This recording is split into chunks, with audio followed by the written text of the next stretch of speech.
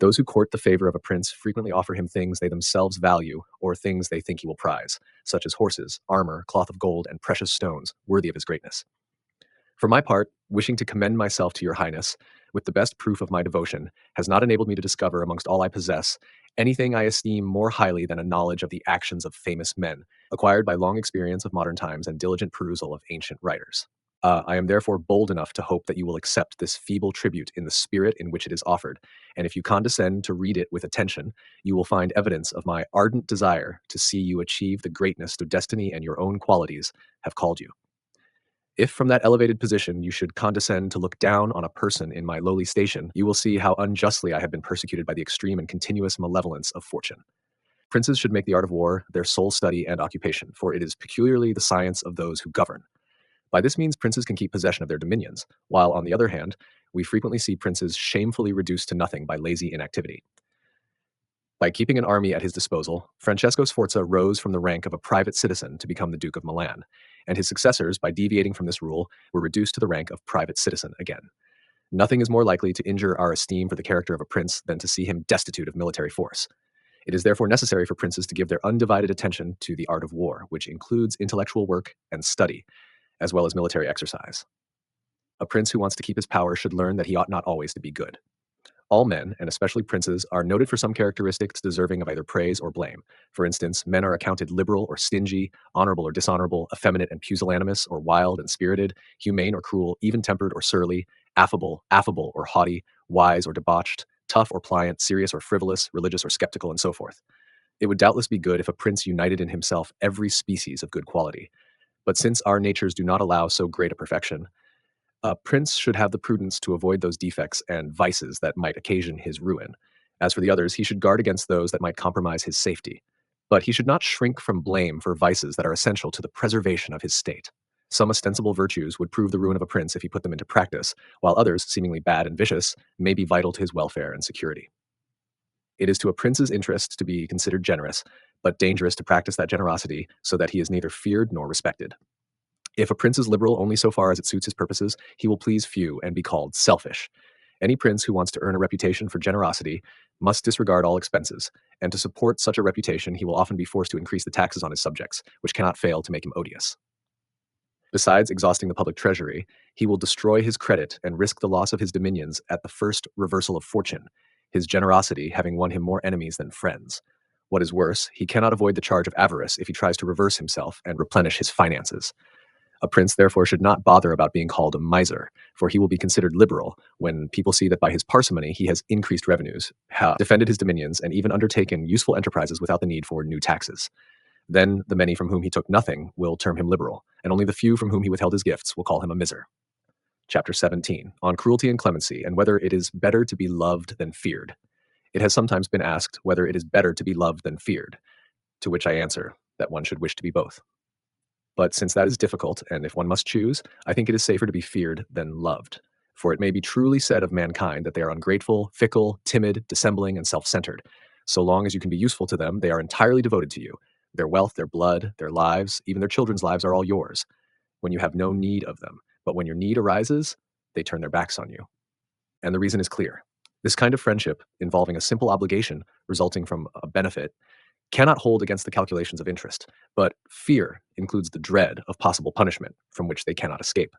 However, a prince should make himself feared in such a way that, if he cannot win their love, he at least avoids their hatred. This he may do by respecting his subjects' property and the honor of their wives.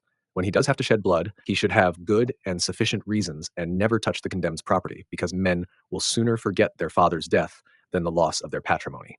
Besides, a prince who starts taking his subjects' property can always find reasons for robbing others, whereas excuses for shedding blood are harder to come by. A prince at the head of his troops, however, should pay no attention to being called cruel, for without it, he could not keep his men in line and ready for action. Chapter 18. How princes should keep their word. Everyone agrees that it is praiseworthy for princes to keep their word and live with integrity rather than cunning. But from recent experience, we see that those who have distinguished themselves the most have paid little attention to keeping their promises, but have instead deceived others who acted in good faith. You should consider, then, that there are two ways of fighting, one with laws, the other with force. The first is peculiar to man, the second to animals. But when laws are not sufficient, you may have to resort to force. So a prince must know how to use each method, making the fox and the lion both his models. From the fox, he will learn how to avoid traps, from the lion, how to keep the wolves in awe. Those who rely wholly on the lion's strength do not always succeed. Thus, a wise prince cannot and should not keep his word when to do so would go against his interest, or when the reason he pledged it no longer holds. If all men were good, this rule would not apply, but since most are bad, ever ready to go back on their word, there is no reason for a prince to keep his. Modern history offers many examples of this behavior, showing numberless engagements and treaties broken by the treachery of princes, and how those who played the fox succeeded best. But you must conceal your craft and thoroughly understand the art of feigning and dissembling, for men are generally so simple and weak that the deceiver easily finds dupes. One example from our own time will suffice. Pope Alexander VI played the game of deception the whole of his life, and even though his behavior was well known, his artifices always succeeded. Promises and oaths cost him nothing. Never did a prince so often break his word or go back on his promises, because he well understood this chapter in the art of governing. A prince need not have all the good qualities I have listed so long as he seems to have them. A prince should try to gain a reputation for kindness, mercy, piety, justice, and sincerity. And it is good to possess all these qualities, but you must be prepared to exhibit the exact opposites when necessary. A prince, especially a new one, cannot possibly exercise all these virtues because the preservation of the state frequently requires him to go against his word and violate the rules of charity, humanity, and religion. He should know how to bend easily before the force of circumstance and fortune, and while holding to the good, still know how to enter into evil when necessary. The prince must take care never to utter a word that does not breathe of kindness, justice, humanity, and piety. The last is most important, since men judge more by appearances than substance. Few can discern your inner being, and they dare not oppose the masses, who have the majesty of state with them. Nothing increases the reputation of a prince so much as great enterprises. For example, we have in our own day Ferdinand, King of Aragon, the present King of Spain. Starting as a weak king, he has become the most famous and glorious in Christendom, and his actions have been universally great. At the beginning of his reign, he attacked Granada, and that enterprise laid the foundation for his state.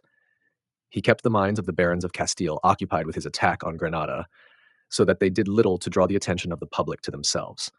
He was therefore able to acquire a fine reputation and to gain power over them almost before they knew what was happening. Money from the church and the people maintained his armies. The war against Granada let him lay the foundations of the military power that has made him famous. In order to gain an even greater reputation, he drove the Moors from his kingdom and took their property under the pretext of protecting religion. He also attacked Africa using the same excuse. Since then, he has attacked both Italy and France. For years, he has contrived great things which have kept his subjects' minds astonished. Men have spent so much time watching these great enterprises that they have had no occasion to settle down and act in concert against him. I know many people who believe that events in this world are so governed by fortune and by God, and that mere man can do nothing to control them. This opinion is held increasingly in our own day. At times, even I am partly inclined to share it. But upon examination, I have come to the conclusion that fortune rules only about half our actions, and that she allows the other half, or thereabouts, to be governed by us. Some princes, despite the fact that their characters remain the same, are successful today and ruined tomorrow. I believe this reversal of fortune arises from some of the causes that we have already discussed. Any prince who gambles entirely on fortune is ruined when fortune changes. That prince will be successful whose method of procedure fits the needs of the times, and similarly, a prince will be unfortunate if the way in which he customarily works is out of keeping with the times. Men who seek glory and riches operate in various ways, one very carefully, another impetuously, one by violence, another with cunning, one with patience, another impatient to an extreme. Each man may arrive at his goal by a different path. We can see two cautious men, one of whom succeeds while the other fails. In the same way, we can see two men succeed equally well by employing different methods, one being cautious, perhaps, and the other impetuous. This result comes from the nature of the times and not from the method which the men employ. We can conclude that sometimes two men acting differently attain the same goal, while of two others who act in the same way, one may reach his goal and the other fall short. A man must always shift his tactics with the times. If he is always cautious when the times demand sudden action, he will be ruined. If a man could change his tactics with time and circumstances, fortune might never frown upon him. I conclude then that if fortune varies and men remain fixed in their ways, they will be successful so long as these ways fit the circumstances of the moment. But when the times call for other tactics, they will fail.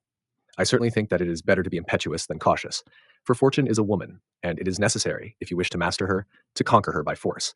It can be seen that she lets herself be overcome by the bold rather than by those who proceed coldly. And therefore, like a woman, she is always a friend to the young because they are less cautious, more fierce, and master her with greater audacity.